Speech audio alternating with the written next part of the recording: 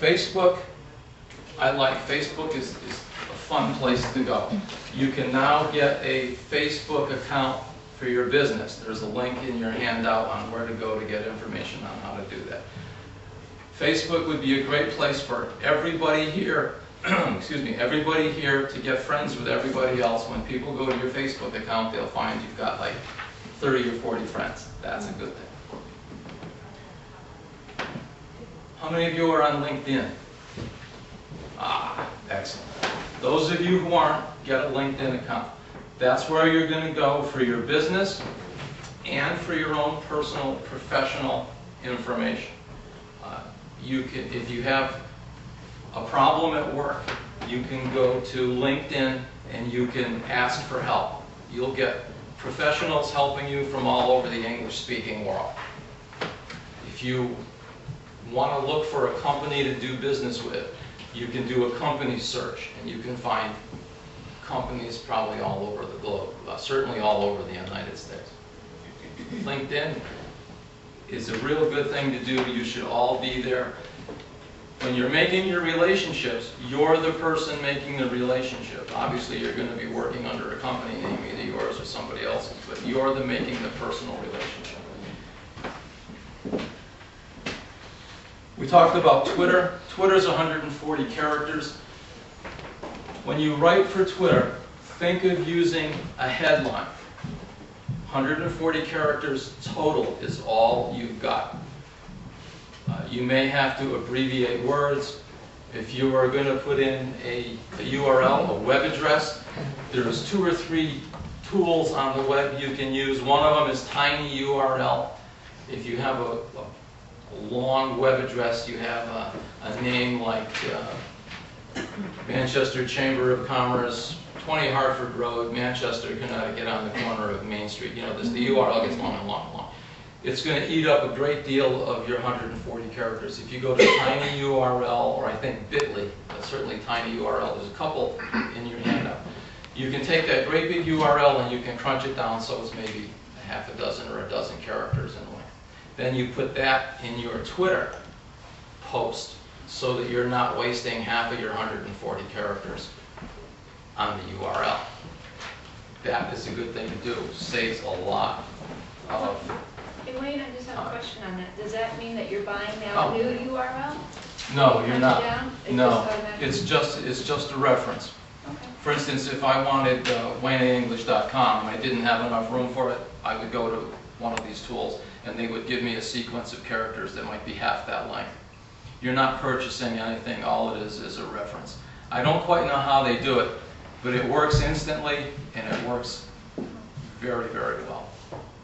If you're going to post an article and the article has too many letters, you can take the web address for the article and you can go and have it crunched and you can put that in your Twitter account.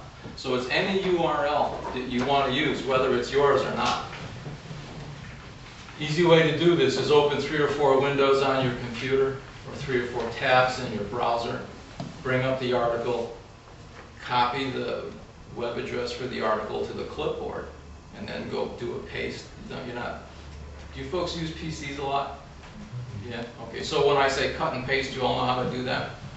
I got a call from my sister yesterday, and I thought she knew how to use PCs. Well, after 5 minutes, whether I realized that. That was not an assumption that it was in my best interest to assume.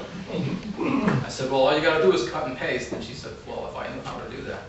I said, okay, let's start all over again. So forgive me for asking. I'm not. I mean no disrespect, but it's best to know that when I say cut and paste,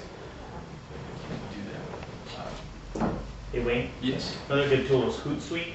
I'm not sure if you used Hootsuite before. H-O-T, Suite, S-U-I-T-E. Oh, I haven't heard of that one, too. That's one of the better tweeting platforms, and that will shorten your URL as you're typing it. Okay. H-U-I-T? H-O-O-T.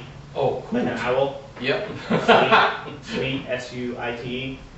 And I don't even go to Twitter anymore. I just go to Hootsuite, and you just post your message in there, and it automatically shortens all of your URLs. And it also provides you with tracking history to show you how many people clicked on your URLs. Oh, that's fantastic. So you can, as you're putting tweets out there, and you can also, another good thing it does is it you can schedule them to be posted at a later time. Excellent. So we do all of our tweeting Monday morning, but the tweets actually go out during the week, and then we can track and see how many clicks each one got, and what are the better time frames, and what are the better messages and stuff. Super, thank you. I like that. I hadn't heard of that particular tool. Did everybody get that? HOOTSUIT. Do you all know Tim Laubacher? Tim is a web guru. You're in South Windsor? Yeah. South Windsor.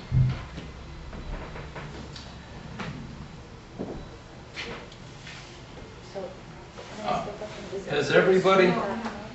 You have? Okay. I don't either. Wait, I don't have. Oh, yeah, okay. Oh, She'll pass it over to you. oh, send me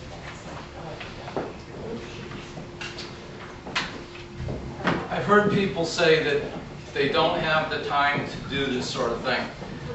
Let's just talk about that for a minute. This is really marketing. I don't expect any of you to answer this. I don't want to know your corporate secrets. Everybody has a number in their head. How much time is it worth to pick up another client a week or another client a month? How much time would you be willing to spend to do that? The answer to that question is how much time it would be in your best interest to do the social network. A lot of our society, a lot of what's going on is moving out to the web. The web is developing in ways that no one ever could have imagined 10 years ago. The web is only since like 1980, it's not that old. Fantastic penetration, it's almost everywhere. You all have computers at home? You all have computers at work? Have you seen the new net PCs? They're about this big. They've got the Atom chip in them. You can almost put them in your pocket. It's a full computer with an operating system, hard drive, the whole 9 yards. They go for about $300. Their claim to fame is that they do that. They go on the net. Before we talk about, you're probably wondering why I have an Apple and a toy rocket launcher here.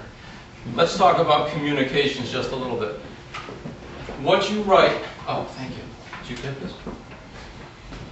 If you want to put your email address on there, we're going to circulate that. Your writing has got to stand alone. There's nobody there to explain it.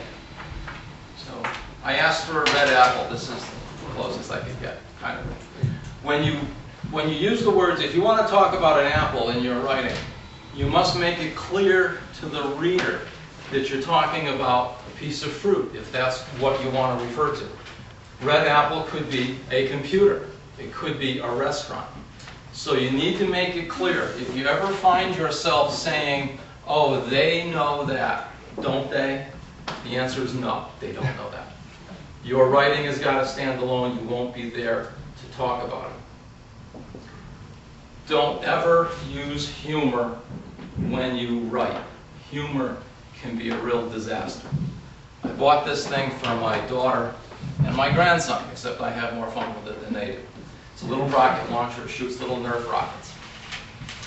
Suppose you had one of these and you want to sell it online. You say, oh, I'm going to have some fun. You go to Craigslist or eBay and you say, for sale, rocket launcher. Fires 3 independently targetable missiles controllable from your PC or Mac. Call and put your name in there, not mine. Because what's going to happen is the next morning you're going to be sitting around having coffee and you'll look out the window and you'll say, oh, look at that. It's the third time this morning the local police car went by. 15 seconds later, your front door gets destroyed and your house is filled with men with SWAT written across their back, carrying fully automatic weapons. You're on the kitchen floor with your hands handcuffed behind you and somebody's screaming in your face, where's the rocket launcher? And you make the biggest mistake of your life when you say, what rocket launcher? So don't make jokes. Right now, today, there's a young man in jail. I think he was either in Los Angeles or I forget. He thought it would be fun to put an ad on eBay advertising a baby for sale. He's in jail. Trust me, don't tell jokes.